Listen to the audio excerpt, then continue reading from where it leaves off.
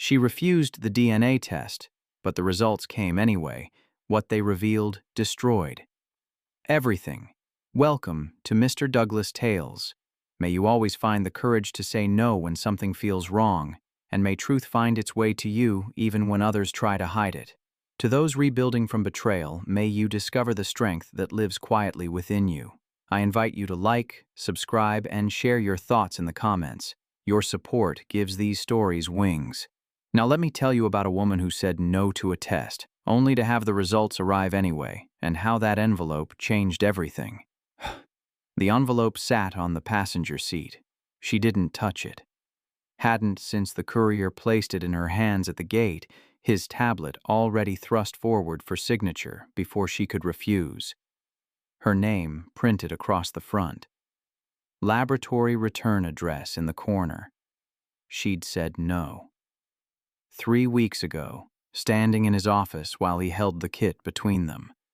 2 sterile, swabs in plastic, a prepaid mailer. She'd backed toward the door, shaking her head, and he hadn't followed. The envelope's edge lifted slightly in the air conditioning vent's current.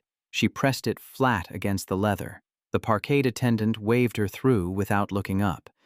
She took the curve too wide, corrected. Her assigned spot sat empty between 2 SUVs. She pulled in, cut the engine. Silence filled the car. The envelope hadn't moved. She picked it up. Standard weight. Letter-sized. The kind that held single-page results, not explanations. Her thumb found the sealed edge. She set it back down. The elevator required a key fob for residential access. She held it against the reader. The light turned green. The doors opened onto mirrors and polished chrome. She stepped inside. The envelope stayed in the car. 18th floor. The hallway stretched in both directions, identical doors at precise intervals. Hers sat at the end. She used to count the steps. 32 from elevator to threshold. She stopped counting after the first month. The lock clicked open. She pushed the door wide. Afternoon light crossed the marble entryway at an angle, reaching halfway to the interior wall. Beyond it, the living room windows framed the harbor. Boats moved across the water. Small, silent from this height. She closed the door. Her heels echoed across the stone. She set her bag on the console table. Keys in the dish. Coat on the hook. The same sequence every day. The apartment was empty. It was always empty. She walked to the kitchen, opened the refrigerator, closed it. Filled a glass with water from the tap and drank half before setting it in the sink. Her phone buzzed. She didn't check it. The living room couch faced the windows. She sat at one end, the cushion barely compressing under her weight. The glass coffee table held a stack of design magazines she hadn't opened. A ceramic bowl that stayed empty. A remote she rarely used. The phone buzzed again. She pulled it from her pocket. 2 messages from the same number. His lawyer's office line, not his personal cell. Please confirm receipt of testing results. We need your response by end of business today. She set the phone face down on the couch. The harbor view hadn't changed. The boats were still there, moving in patterns she couldn't predict. The water caught light in places, stayed dark in others. She stood. The bedroom door was open. She hadn't closed it that morning. The bed was made. Hospital corners. Tight enough to bounce a coin. She'd learned that in her first apartment, the studio with the broken heater and the neighbor who played piano at midnight. Before the wedding. Before this tower. Before the 18th floor and the harbor view and the empty rooms that echoed. She sat on the edge of the mattress. Her phone was still in the living room. The envelope was still in the car. She pressed her palms against her thighs. The fabric was wool. Expensive. Tailored to measurements taken by someone else's hands in a boutique where they served champagne and called her ma'am. She stood again. The closet stretched the length of the wall. Motion-activated lights flickered on as she approached. Rows of clothing hung in organized sections. Work pieces on the left. Evening wear in the center. Casual items she never touched on the right. She pulled a dress from its hanger. Navy blue. Simple cut. The kind that didn't wrinkle. She changed. The reflection in the closet mirror showed a woman who looked like her but moved with more precision. Shoulders back, chin level, the posture she'd practiced until it became automatic.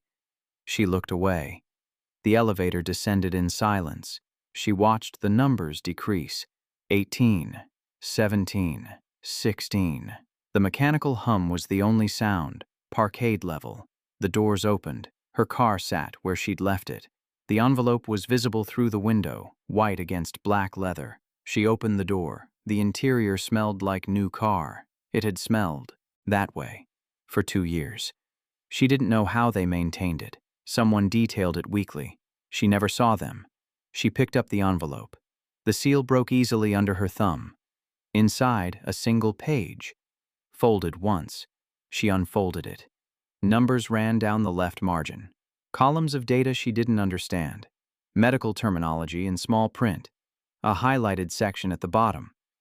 Probability of paternity is 0.0% combined paternity index. 0. Conclusion. The tested man is excluded as the biological father. She read it twice. The paper didn't change. She folded it again. Slid it back into the envelope. Set it on the passenger seat. Started the engine. The parkade exit opened onto a side street. She turned left. Traffic was light. The city moved around her in its usual rhythm. People crossing at intersections. Delivery trucks double parked. A woman pushing a stroller up the hill. She drove without destination. 3 blocks. 5. 8. A coffee shop appeared on her right. She'd never been. Inside. She pulled into a loading zone. The interior was small. 6 tables. A counter with a chalkboard menu overhead. The smell of espresso and something baking. A man sat alone near the window. 2 women shared a table in the corner, leaning close in conversation. She ordered black coffee. The barista was young, early 20s, nose ring, tattoo visible on her forearm beneath rolled sleeves. For here or to go? Here. The barista turned to the machine. The grinder whirred. Steam hissed. She paid with cash. The coffee came in a ceramic mug. Heavy, warm against her palms. She took it to a table near the back. The chair scraped against the floor when she pulled it out. She sat. The coffee was too hot to drink. She held the mug anyway. The 2 women in the corner laughed at something. Not loud, just present. The sound filled a space and then stopped. She lifted the mug, took a sip, burned her tongue slightly, set it down. Her phone buzzed in her pocket. She didn't move. It buzzed. Again. Then again. 3 times in quick succession. She pulled it out. 5 new messages. All from the lawyer's number. This is time sensitive. Custody arrangements depend on your acknowledgement. Please respond immediately. We can discuss terms if you call within the hour. Your silence will be interpreted as acceptance of our proposed schedule. She put the phone on the table. The screen lit up with another message. She turned it face down. The man by the window stood, pushed in his chair, walked to the counter for a refill. The barista smiled at him. He smiled back. A brief exchange, the kind that required no history. She drank more coffee. The door opened. A woman entered with a child, maybe 4 years old. The child pointed at the pastry case. The woman crouched to their level, listening, nodding. They decided together. She finished the coffee. The mug sat empty in front of her. She didn't move to refill it. Her phone buzzed. She stood, took the mug to the counter. The barista looked up. All done? Yes. Have a good day. She pushed through the door. The street was brighter than she remembered. The sun had shifted. She squinted, fumbling for sunglasses in her bag. The car was where she'd left it. No ticket on the windshield. She got in. The envelope sat on the passenger seat. She picked it up, opened her bag, slid the envelope inside, zipped it closed, started the engine. The tower appeared after 2 turns. She pulled into the parkade, took her assigned spot, cut the engine, sat. The elevator doors reflected her approach. She looked smaller in the distortion. The key fob reader beeped. The doors opened. 18th floor, 32 steps. The lock clicked. Inside, nothing had changed. The afternoon light had moved across the floor. The harbor view was the same. The boats were different boats, but they moved the same way. She set her bag on the console. Her phone buzzed before she could release it. She pulled it out. A new number. Unknown. This is Diane. From Dr. Chen's office. We have your 6-month follow-up scheduled for next week. Please call to confirm or reschedule. She deleted it. Another message appeared. The lawyer's number, final notice. Call by 5 p.m. or we proceed with default terms. She looked at the time. 4:17. She opened a new message. Typed. Received. Reviewing with counsel. She didn't have counsel. She sent it. The phone went silent. She walked to the windows. The city spread below. Buildings in neat rows. Streets forming grids. Everything organized. Everything in its place. A boat moved across the harbor. White sails against blue water. She watched until it disappeared behind the curve of the peninsula. Her phone buzzed. Who is your attorney? We'll coordinate directly. She set the phone on the coffee table. Face up this time. The bedroom was still bright. She closed the blinds. The room dimmed to gray. She sat on the bed, then lay back. The ceiling was smooth, unmarked. She'd stared at it enough mornings to know every inch. Her phone buzzed from the living room. She didn't get up. The light changed as the sun moved. The room darkened by degrees. She didn't turn on a lamp. At some point, she slept. She woke to darkness. The clock on the nightstand read 11:43 p.m. based on the absence of light through the blinds. Her phone was still in the living room. She stood, walked to the bathroom, turned on the light. The brightness made her squint. She ran water, splashed her face, looked at her reflection. Same face, same eyes, same neutral expression she'd practiced. She turned off the light. The living room was dark except for the city glow through the windows. She found her phone on the coffee table. The screen showed 23 notifications. She didn't open them. Instead, she unlocked it. Scrolled to a number she'd saved months ago. A name with no context attached. Just initials. She typed, "I need to see you." The response came in seconds. When? Tomorrow. Morning or afternoon? Morning. 9 a.m. Same. Place. She set the phone down. The harbor was invisible in the darkness. Just scattered lights from buildings on the opposite shore. She couldn't tell which were homes, which were offices, which were empty. She went back to bed. Act 2. The cafe was louder than she remembered. She sat at a corner table, arrived 15 minutes early, ordered tea she didn't want. It cooled in front of her, untouched. A woman entered at 9:02, mid-40s, blazer over jeans, leather bag worn soft at the edges. She scanned the room, spotted her, approached. She sat without asking. "You look terrible. I need help." The woman pulled out her phone, set it on the table, opened a notes app. Start. She retrieved the envelope from her bag, unfolded the paper, slid it across the table. The woman read it. No reaction, just eyes moving across the page. "When did this arrive?" "Yesterday." "You ordered this test?" "No." "Who did?" "He did." "With your consent?" "I refused." The woman looked up. "How did they get your sample?" "I don't know." "When did you refuse the test?" 3 weeks ago. "And nothing since? No follow-up request? No new kit?" "Nothing." The woman set down the paper, picked up her phone, typed rapidly. "Who else has seen this?" "No one." "His lawyer contacted you?"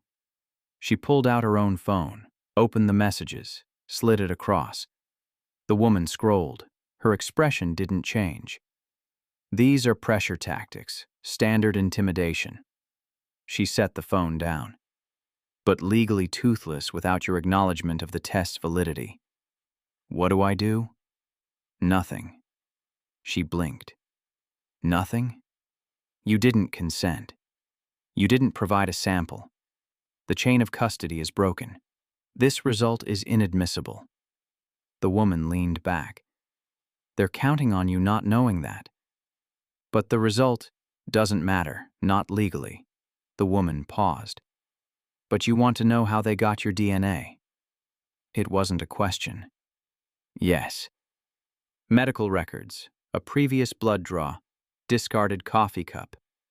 Hair from a tse, brush. Could be anything. The woman typed again. I'll file a motion to suppress. Cite consent violations. Possible theft of biological material. That'll slow them down. How long? 2 weeks minimum. Maybe more if we push. She pulled the paper back toward herself, refolded it. The crease didn't align perfectly. And then? Then we find out what he actually wants. Custody. He says he wants custody. The woman's tone sharpened. But men who want custody don't steal DNA tests. They file paperwork, request mediation. This is something else. What? I don't know yet. The woman stood. Don't respond to his lawyer. Don't acknowledge the test. Don't engage at all. I'll handle communication from here. She nodded. The woman hesitated. One more thing. She looked up. The child? Where is she now? With me. Full time? Yes. And him? He hasn't seen her in 6 weeks. The woman's jaw tightened. That's going in the filing. She left. The tea had gone cold. She pushed it aside. Stood. The cafe had filled while they talked. Every table occupied. A line at the counter. Outside, the morning was gray. Fog sat low over the streets. She could barely see the cross-traffic. Her car was parked 2 blocks away. She walked. The cold went through her coat. She should have worn something heavier. The parkade attendant nodded as she passed. She drove in silence. The radio stayed off. The tower emerged from the fog like a finger pointing up. 18th floor. The apartment was exactly as she'd left it. She set her bag on the console. The envelope was still inside. She left it there. The second bedroom door was closed. She opened it. Pale yellow walls. A crib against one wall. A changing table stocked with diapers and wipes. A rocking chair in the corner. Everything clean. Everything ready. Everything empty. She closed the door. Her phone buzzed. A new number. She didn't recognize it. This is Beth from Little Sprouts Academy. We haven't received this month's tuition. Payment. Please contact our office to update your payment method. She called. A woman answered on the second ring. Cheerful voice, practiced warmth. Little Sprouts Academy, this is Beth. This is about the tuition notice. Oh, yes. Let me pull up your account. Keyboard clicks. Okay. I see here your automatic payment was declined on the 15th. We sent an email but didn't hear back. I didn't get an email. It shows as delivered to... She read off an email address, not hers. That's not my email. Oh, a pause. That's the email we have on file. Was it recently changed? I didn't change it. Let me check the account notes. More typing. I see an update request came through 3 weeks ago. Signed authorization form and everything. I didn't authorize that. Silence on the other end. Ma'am, I'm going to need to transfer you to our director. Hold music. 90 seconds. A new voice. Male. Older. Less warm. This is Paul. I understand there's an issue with your account, she explained. The unauthorized email change. The declined payment. The lack of notification. I'm looking at the authorization form now. It has a signature. It's not mine. It's dated 3 weeks ago. Submitted through our parent portal. I don't have access to the portal. Another pause. That's concerning. Can you verify your identity for me? She answered his questions. Address, date of birth, child's name, child's date of birth. Everything checks out. But someone accessed your account using the correct credentials. Change the password. I can do that. But ma'am, if someone has your login information, they might have access to other accounts as well. I understand. I'll reset the password and send the new one to your phone number on file. Is that still... He read it off. Yes. Okay. As for the tuition, I can process a payment over the phone if you'd like. She gave him a different card number. The payment went through. All set. And ma'am, you might want to check your other accounts, bank, email, anything that uses the same password. She ended the call, opened her banking app, logged in. The account balance was lower than it should be. She clicked through to recent transactions, 3 transfers, all within the last week, all to an external account she didn't recognize, 10,000 each. She called the bank. Automated system. Press 1 for balance. Press 2 for recent transactions. Press 3 for... She pressed 0. Thank you for calling. This call may be recorded. My name is Jennifer. How can I help you today? Someone accessed my account. I'm sorry to hear that. For security purposes, can you verify your identity? More questions. Account number, social security number, mother's maiden name. Thank you. I'm pulling up your account now. What specifically is the issue? 3 unauthorized transfers, 30,000 total. When did these occur? Within the last week. Typing sounds. I see the transactions. They were initiated through our online portal using your credentials. I didn't make them. The IP address matches your previous login locations. That's impossible. Ma'am, I'm seeing logins from your home address and one other location that's been used before. What location? She heard clicking. It's an office building downtown. The logins from that location go back several months. His office. Can you reverse the transfers? I'll need to file a fraud report. That typically takes 7 to 10 business days to investigate. I need the money back now. I understand, but we have to follow protocol. In the meantime, I can freeze your account to prevent additional transfers. Do it. That means you won't be able to make any transactions either. I don't care. Okay, I'm processing that now. You'll receive an email confirmation and a call from our fraud department within 24 hours. She hung up. Opened her email app. The password didn't work. She tried again. Same result. Password reset. The link sent to her phone. She clicked it. Created a new password. Logged in. The inbox loaded. Hundreds of unread messages. She scrolled. Notifications from the bank, the daycare, her credit card company. All going back weeks. She'd never seen them. She clicked on account settings, forwarding rules. One rule, automatically forward all emails to an address she didn't recognize, created 3 weeks ago. She deleted it. Her phone rang. Unknown number. She answered. Hi, this is calling from Baxter & Stone regarding your case. We've been trying to reach you. Who are you? I'm a paralegal with Baxter & Stone. You filed for divorce 6 months ago? No, I didn't. A pause. I'm looking at the filing right now. Your signature is on the petition. What's the case number? She read it off. Let me look that up. Typing sounds. Okay, I see it. Filed April 15th, citing irreconcilable differences. Requesting dissolution of marriage and division of assets. April 15th. She'd been at a doctor's appointment, routine checkup. She'd left her bag in the waiting room for 5 minutes while she used the restroom. I didn't file that. Ma'am, if you're contesting the filing, you need to respond through your attorney. I don't have an attorney.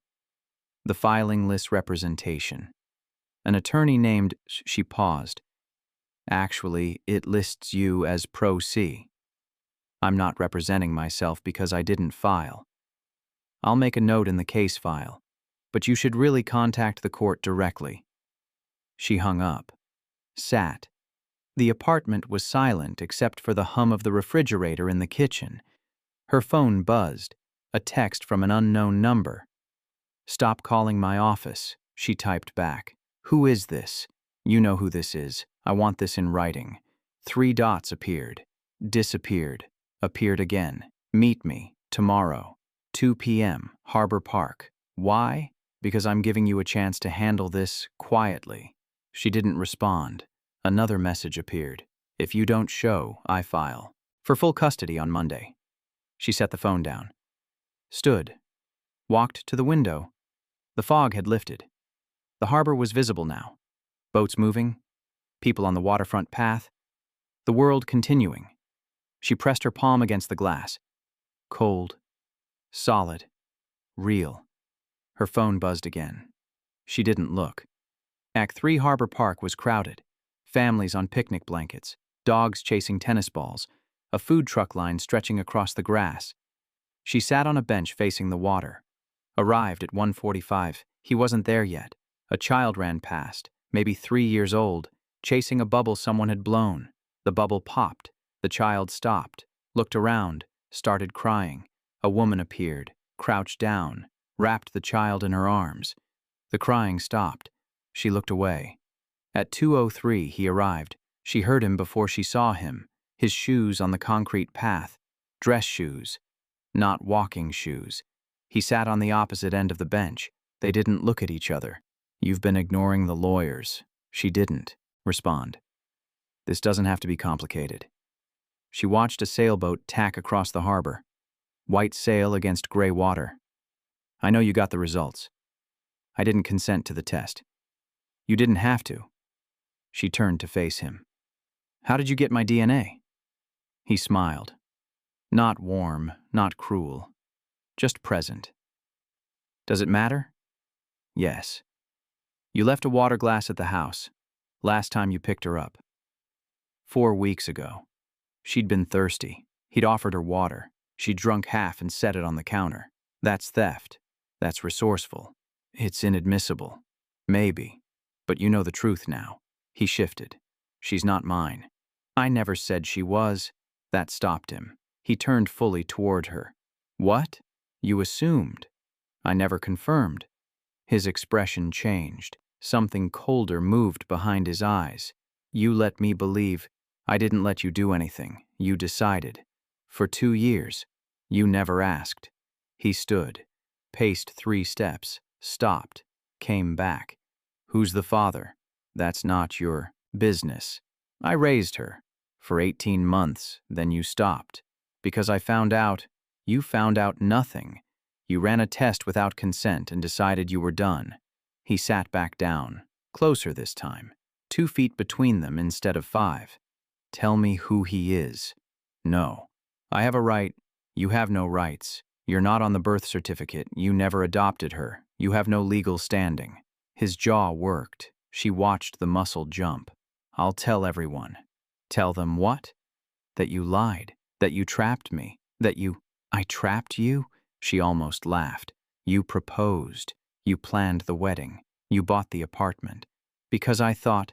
You thought what you wanted to think. He stood again. This time he didn't come back. You're going to regret this. Maybe. He walked away. Fast strides, shoulders tight. She watched him go. The families were still there. The dog still chasing. The food truck line still long. She stood. Her car was parked 3 blocks away. She walked slowly. No rush. The drive back to the tower took 20 minutes. Traffic was light. 18th floor. Inside, she went straight to the 2nd bedroom, opened the door, the crib, the changing table, the rocking chair, all empty. She'd lied to the lawyer. The child wasn't with her. She closed the door. Her phone buzzed. The lawyer. The woman from the cafe. How did it go? He's angry. Good. Angry people make mistakes. What kind of mistakes? The kind we can use. She set the phone down, opened her laptop, logged into her email. The real one, not the forwarded one. A message from her sister, sent 2 hours ago. She's doing great. Ate all her lunch. Currently demanding we read the duck book for the 4th time. Call when you can, she replied. Thank you. I'll call tonight. Another email, from a name she didn't recognize. The subject line was blank. She opened it. I know what you're doing. It won't work. No signature. She deleted it. Another appeared immediately. Same sender. You. Can't hide her forever. She blocked the address. Her phone rang. The lawyer. She answered. He's escalating. How do you know? I just got a motion for emergency custody. Claims you're mentally unfit. Says the child is in immediate danger. That's insane. It's strategic. He's trying to force a hearing before we're ready. When's the hearing? Friday, 3 days. Can we be ready? Yes. But I need you to do something first. What? Bring me every piece of documentation you have. Bank statements, email logs, phone records, anything that shows the pattern. What pattern? The one where he's been systematically dismantling your life for the past month. She went still. You noticed. I'm a divorce attorney. It's textbook. A pause. How long have you known? Since yesterday. And you didn't think to mention it? I thought I was being paranoid. You're not. The lawyer's voice sharpened. Meet me at my office. 6 p.m. Bring everything. She hung up. The apartment felt smaller.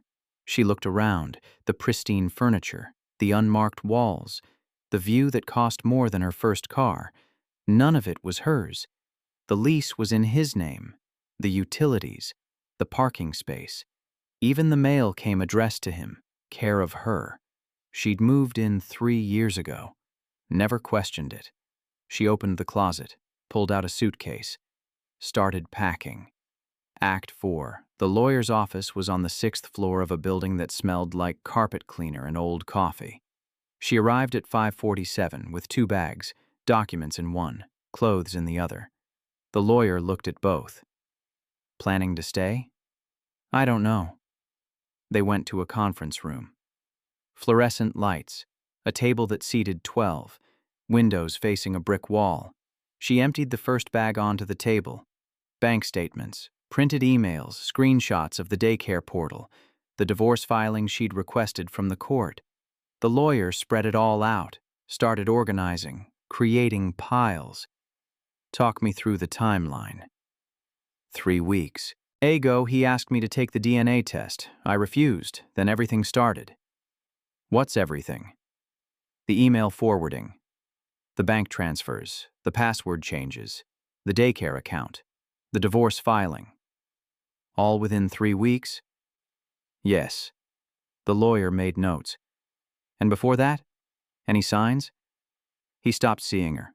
About 6 weeks ago. Said he was busy with work. Did you believe him?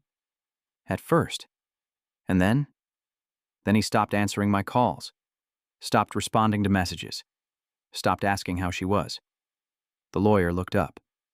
Did he give a reason? No. Did you ask? Once. He said he needed space. From you or from her? She hadn't considered that. I don't know. The lawyer returned to the documents, pulled out the bank statements. These transfers, where did they go? An account I don't recognize. But they came from your account? Joint account, both our names. Did he have access to your login? We shared it. For household expenses. The lawyer circled the transaction. Dates. All after you refused the test. Yes. And the divorce filing. Same timeline. Yes. The lawyer sat back. He's building a case. For what? That you're unstable, irresponsible, that you can't manage money or make decisions. She tapped the statements. Look at this. Unauthorized transfers from a shared account. He can claim you're draining assets, hiding money. But I didn't. Doesn't matter. It's your name on the account. Your login credentials. The lawyer pulled out the daycare email. And this. Failure to pay tuition. Unauthorized account changes. He can frame it as neglect. This is insane. This is strategy. The lawyer stood, walked to the window, stared at the brick wall. He wants you to look incompetent, so when he files for custody, he's the stable one, the responsible one, the one who should have the child. But she's not his. The lawyer turned. Does she know that? The question sat between them. No. How old is she? 2.5. So she calls him Daddy. Yes. The lawyer's expression didn't change. That complicates things. Why? Because even without biological or legal ties, if he can prove he acted as her father for a significant period, he can petition for parental rights. It's called in loco parentis. He left. After he found out she wasn't his, a court might see that as understandable. He stole my DNA, hacked my accounts, filed fraudulent divorce paperwork. none of which we can prove yet. The lawyer returned to the table, started stacking documents. Friday's hearing is about immediate custody. He'll argue you're a danger. We need to prove you're not. How? By showing the pattern. By demonstrating that every mistake you made was actually his manipulation. She pulled out a legal pad, started writing. I need you to go through every account you have. Bank, credit card, email, social media, everything. Write down every suspicious activity. Every unauthorized change, every weird login. That'll take hours. You have until Thursday night. She nodded. The lawyer walked her to the door. One more thing. She stopped. Where is the child now? With my sister. Does he know that? No. Keep it that way. She left. The elevator descended slowly. She watched the numbers decrease. 6, 5, 4. At the ground floor, the doors opened onto a lobby she didn't remember entering. Marble floors, a security desk, revolving doors leading to the street. Outside, the evening had turned cold. She'd left her coat in the car. The parkade was 2 blocks away. She walked quickly. Inside the car, she locked the doors. Sat. Her phone buzzed. A text from an unknown number. I know where she is. Her hands went cold. She typed back. You're bluffing. Your sister lives on Oak Street. Blue house, magnolia tree in the front yard. She stopped breathing. Stay away from her. Or what? Or I call CPS. Tell them you abandoned your daughter, left her with someone who isn't family. She is family, not legally. She put the phone down, started the engine, drove. Oak Street was 30 minutes away. She made it in 20. The blue house sat at the end of a cul-de-sac. Magnolia tree, just like he said. She parked across the street. The lights were on inside. She could see movement through the curtains. A figure passed by the window, too tall to be the child. Her sister. She got out, crossed the street, knocked. The door opened immediately. Her sister stood there, mid-30s, tired eyes, flour on her shirt. You're early. Can I come in? Her sister stepped aside. The house smelled like baking. Cookies maybe, or bread. The living room was small. A couch, a TV, toys scattered across the floor. From somewhere deeper in the house, a voice called out. Auntie, read the duck book. Her sister smiled. She's been asking for you all day. Where is she? Kitchen. We're making cookies. She followed her sister through the house. The kitchen was bright. Yellow walls, white cabinets, a small table covered in flour and cookie cutters. The child sat on a chair pulled close to the counter. Apron tied around her neck. Flour in her hair. She looked up. Mama. She crossed the room. Lifted the child from the chair. Held her close. The child smelled like vanilla and flour and something sweet. Can we finish cookies? In a minute. Her sister was watching. What's wrong? She set the child down. Can she stay in here? Her sister nodded, guided the child back to the cookie cutters. Use the star one next, the big star. They stepped into the hallway. He knows she's here. Her sister went still. How? I don't know, but he texted me, described the house. Did you tell him? No. Then how? He's been hacking my accounts, my email, my phone. He probably tracked my location. Her sister leaned against the wall. What do we do? I don't know. From the kitchen, the child started singing. Off key. Something about stars. Can she stay one more night? Her sister hesitated. If he knows she's here, please, just until after the hearing. When's the hearing? Friday. That's 2 days. I know. Her sister looked toward the kitchen, back at her. Okay. But if anything happens, I'll come get her. Promise? Promise.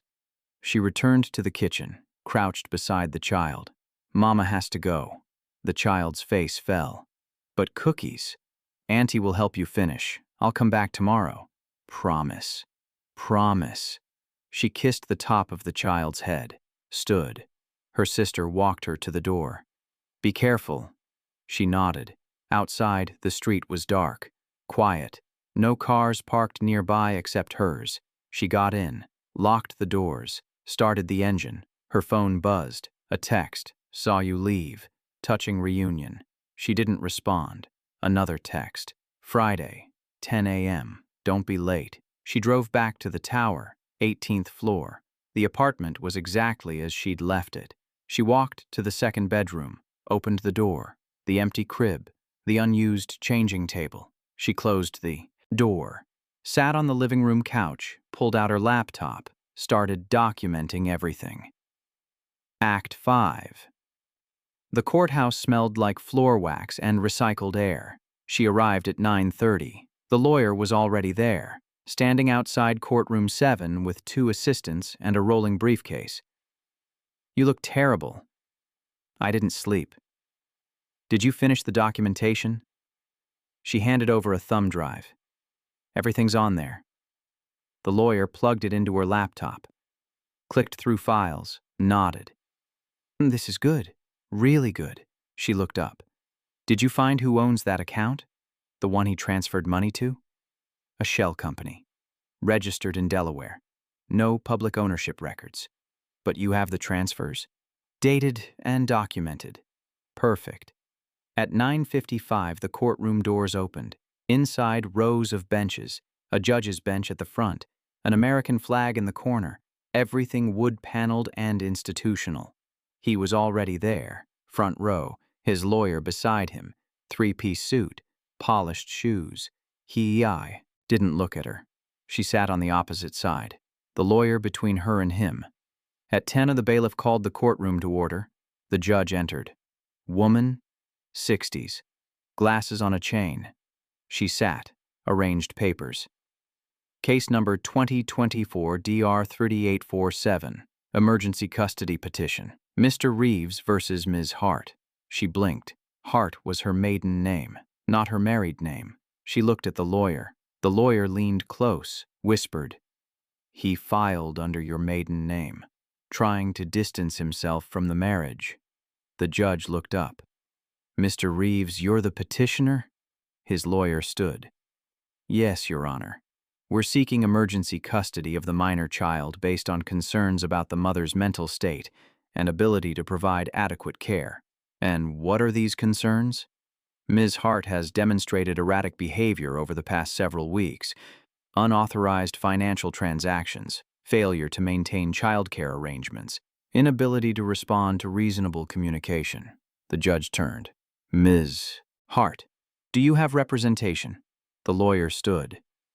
"Sarah Mitchell, Your Honor, representing Ms. Hart." "Ms. Mitchell, how does your client respond to these allegations?"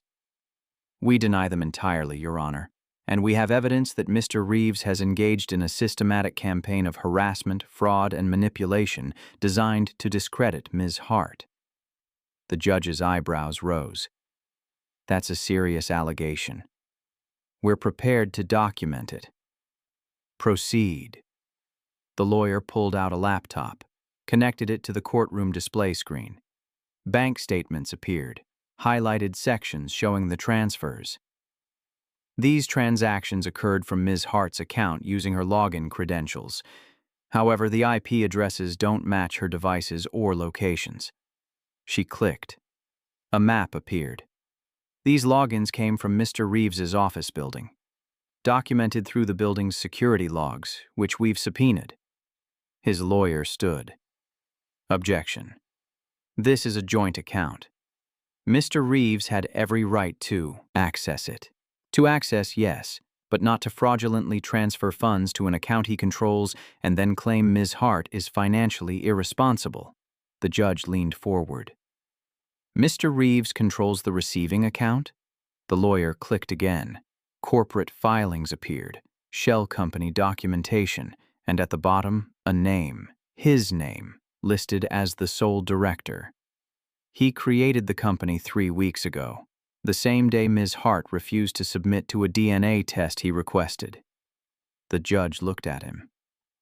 "Is this true?" He stood. "Your Honor, I had legitimate concerns about I asked if you created this account. Yes. And transferred money from a joint account into it? It was my money.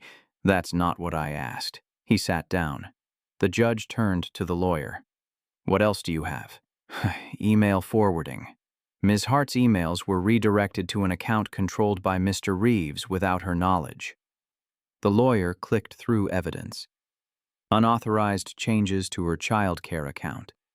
A. Fraudulent divorce filing submitted with a forged signature. You have handwriting analysis? We do. The lawyer pulled out documents, passed them to the bailiff, who handed them to the judge. The judge reviewed them. These are compelling.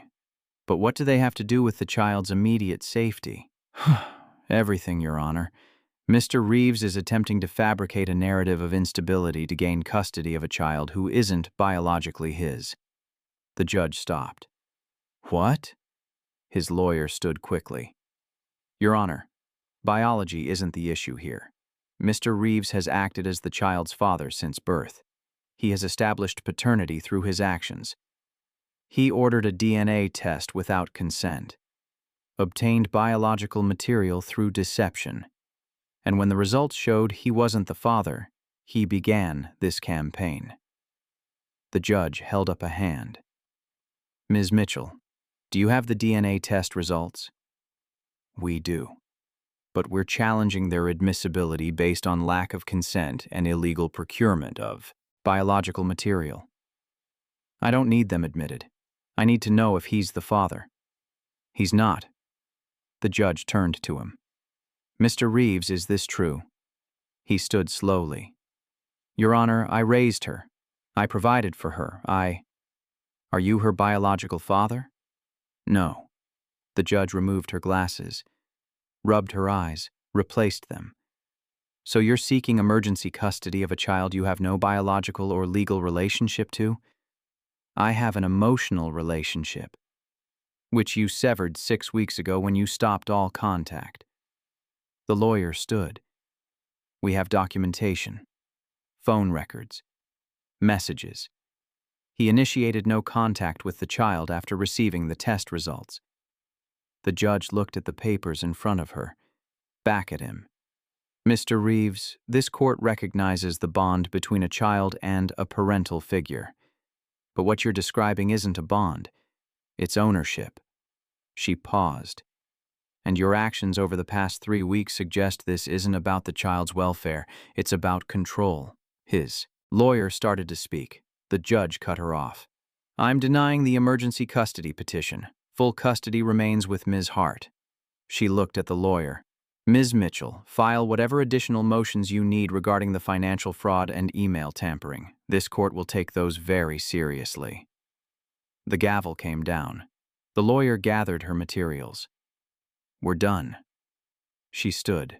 Her legs felt unsteady. He was already leaving. Fast strides, his lawyer hurrying to keep up. The lawyer touched her arm. Breathe. She did. We need to talk about next steps. Okay. Not here. My office. This afternoon. She nodded. Outside, the courthouse steps were crowded. People coming and going. Lawyers in clusters. Families waiting. She descended slowly. Her phone buzzed. Her sister. Everything okay? Yes, I'll be there in an hour.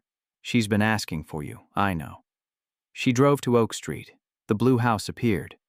Magnolia tree. Familiar now. Her sister opened the door before she could knock. Well? I won.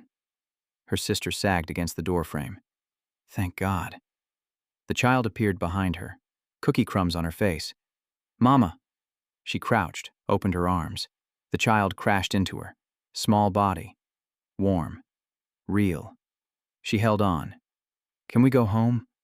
She looked at her sister over the child's head. Her sister nodded. Yes, we can go home. They packed quickly. Clothes, toys, the duck book.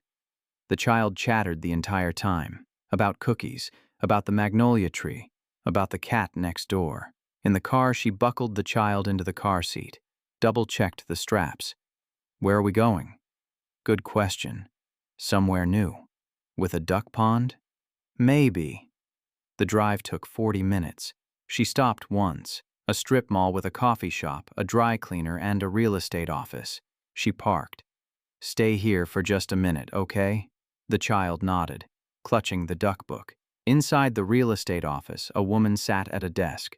40s, blazer, friendly smile. Can I help you? I need an apartment. Available immediately.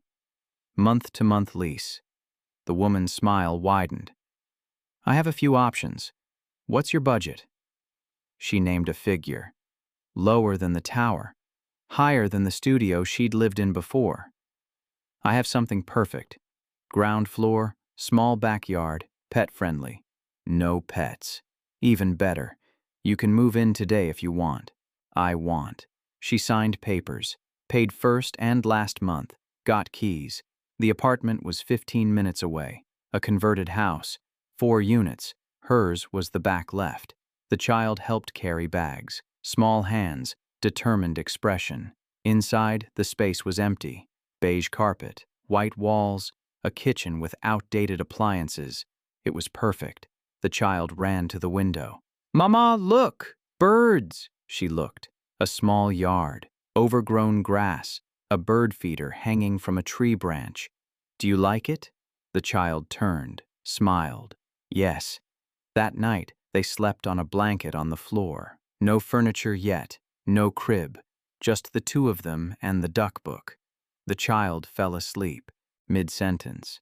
She lay awake, listening to the unfamiliar sounds, traffic from the street, a dog barking somewhere, the hum of the refrigerator. Her phone buzzed. The lawyer.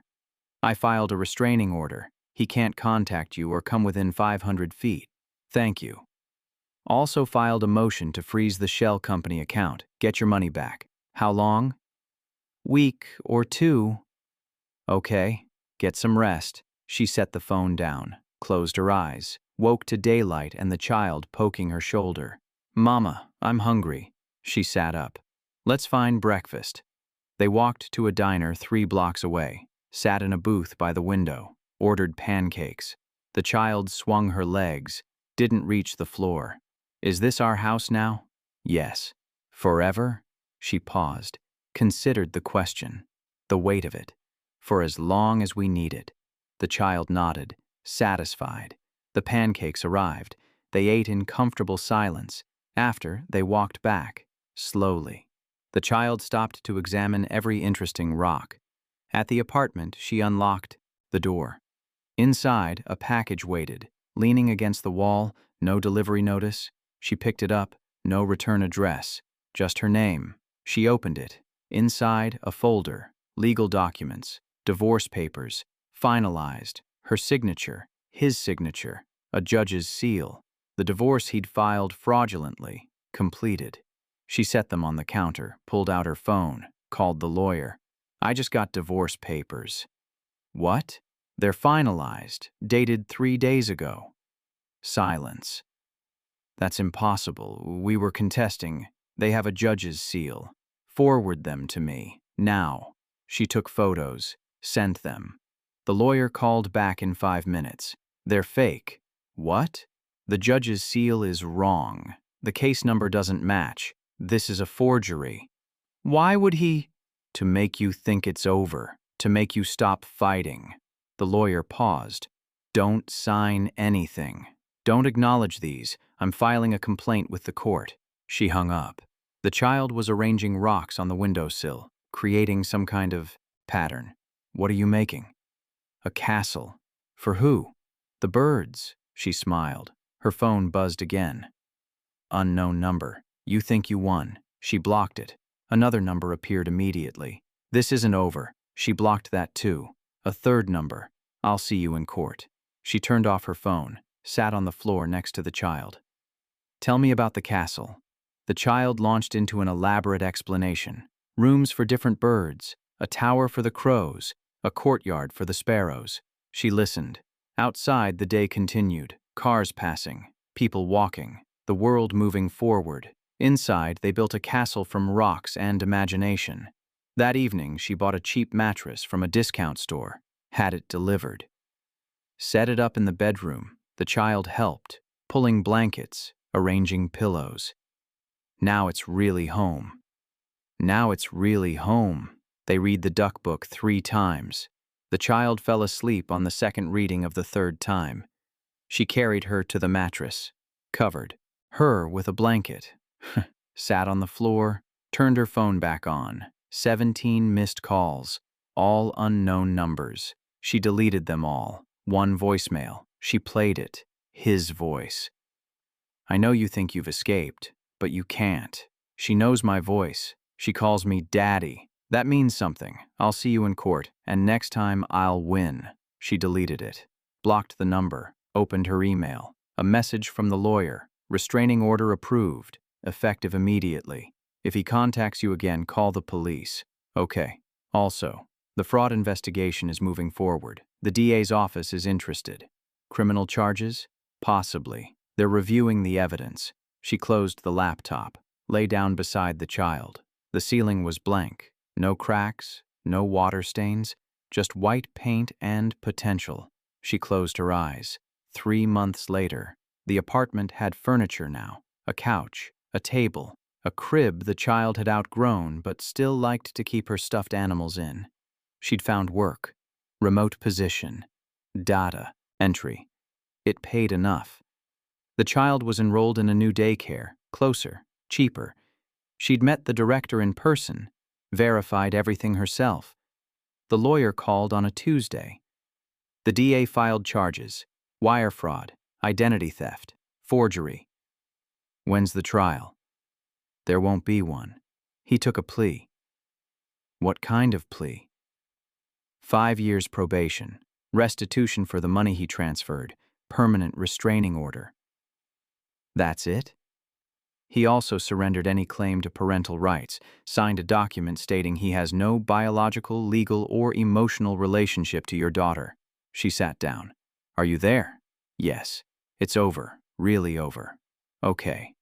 I'll send you the final paperwork. Thank you. She hung up.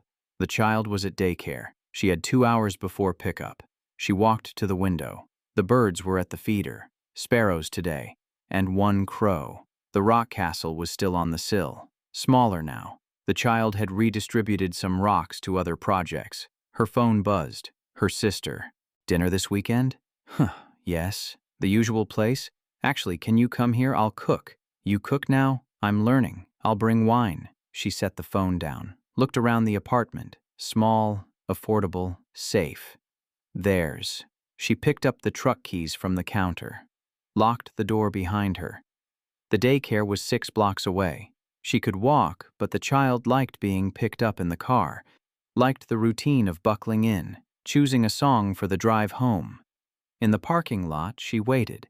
Other parents arriving, checking phones, talking in clusters. The door opened. Children spilled out.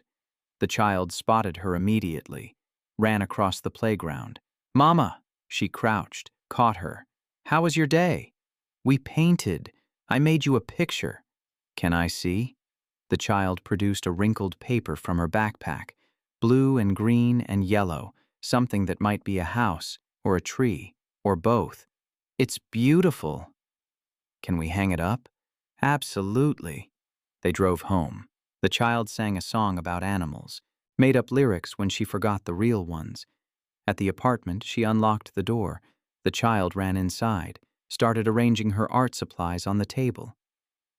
Can I paint another one? After dinner. What's for dinner? She opened the refrigerator. How about spaghetti? Yes, she boiled water, heated sauce, made garlic bread from frozen. They ate at the table. The child told her about the playground, about a boy named James who could do a handstand, about a teacher who read them a story about frogs.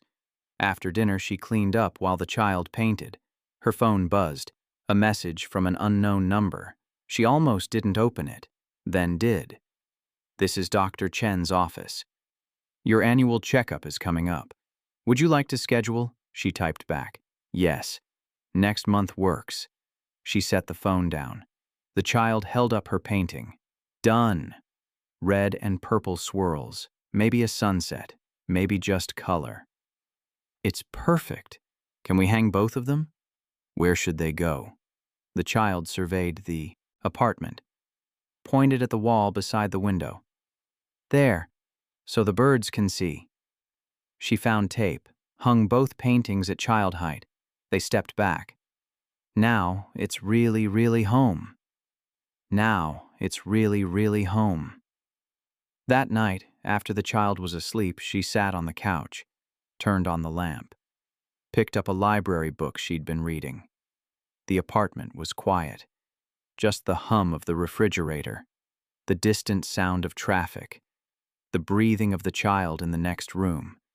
She read 3 pages, set the book down, turned off the lamp, sat in the dark. Outside, the birds had settled for the night. The feeder swayed slightly in the wind.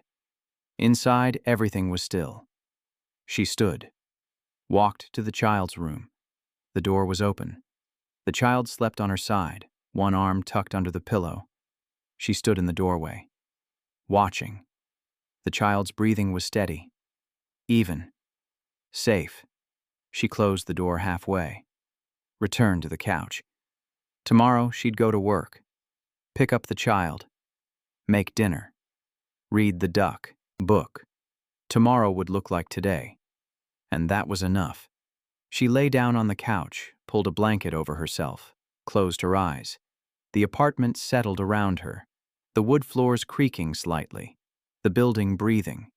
She slept. If you enjoyed this story, subscribe to Mr. Douglas Tales, where powerful stories unfold one moment at a time.